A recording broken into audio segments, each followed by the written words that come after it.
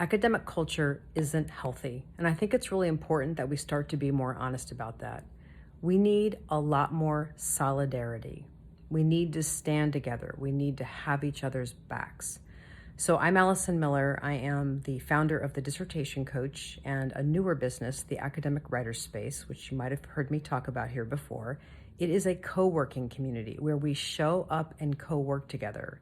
And I would say we show up in solidarity with one another. We show up and see each other, feel each other, support each other, let each other know that we make sense, that your struggles and the difficulties that you're experiencing, you're normal. That's what happens when you're engaging in an academic journey. You go through ups and downs. There's all kinds of difficulties. And I really feel that academia as a culture really needs a lot more solidarity. And that's why that is our theme for this upcoming week in our co-working sessions is solidarity, standing in solidarity with one another, supporting ourselves through the ups and downs.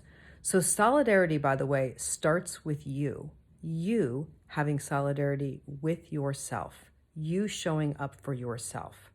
So think about solidarity is that we are going beyond binary thinking of good, bad, right, wrong, for or against, either or.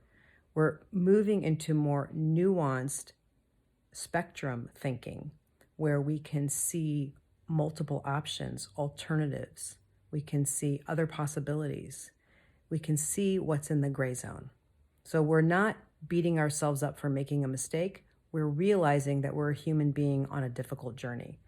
So this week in our sessions, let's focus together as a community. And for those of you who are not in our community, these are things you can practice on your own. First of all, how can you have greater solidarity with yourself? Stepping out of that binary thinking of you were good or bad today, you were effective or you were ineffective, into more of a spectrum way of thinking and seeing yourself in the context in which you are operating. So it's really important that we begin by dropping in and being kind to what we find. Notice, how are you thinking right now? How are you feeling emotionally? What are the sensations in your body? If something is there that's difficult for you, that could interfere with your ability to work or to navigate through your academic journey, that's okay. You would expect that to show up. What we want is to be kind and say, I will not abandon myself. When difficulties arise, I will stand in solidarity with myself and support myself and be here with myself. Now, that is a journey to be able to wake up and have that ability to support yourself in this way come online, but everyone can do it, and it takes patience and practice. First of all, noticing I'm having a difficult moment. Okay, I'm having a difficult moment. I'm not going to judge myself for it. What do I need? How can I stand in solidarity with myself and support myself? Also, we need to stand up to our inner critic. Our inner critic is really a binary thinking, good, bad, right, wrong. It loves to shame us. And we need to realize that our inner critic is an old voice that formed in us, in a sense, to protect us. And that it's not the truth. It's basically a strategy from childhood that really needs to expire. So when you notice your inner critic, it's a part of you. It isn't you. And you can stand in solidarity with yourself despite what your inner critic is saying.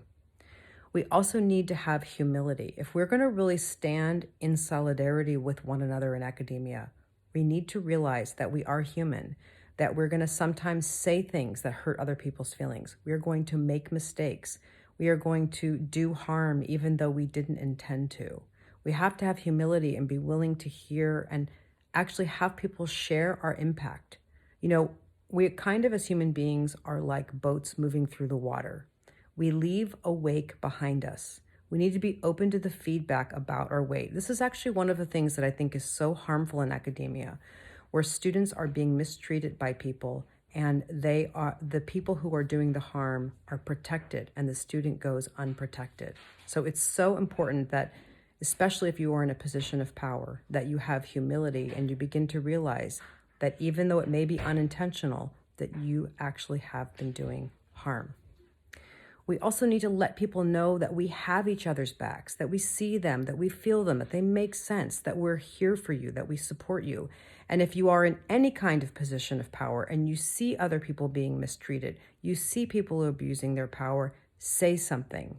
And we need to bond together for the collective good. We need to see, what do we have in common? What are the things that we want to do on behalf of the collective so that we can make academia a better culture for all of us to participate in? It is high time that academic culture was upgraded. And that begins with each of us elevating and upgrading the culture inside of you. How do you talk to yourself? How do you treat yourself? How do you support yourself? The more that you pay attention to that, the better you will be able to participate in an upgraded academic culture. That's something I wish for all of us. So if you have not experienced co-working yet in the academic writer space, I really encourage you to come and try a free week. We offer 22 two-hour co-working sessions and 2 planning sessions. That's 48 hours of live programming every single week.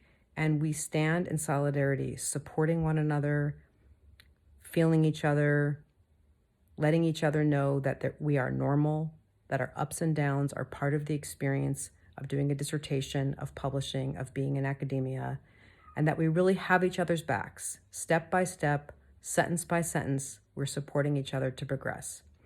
Okay, I'm looking forward. As always, it is my honor and a delight to co-work with all of you. See you on Zoom. I hope you have a great week.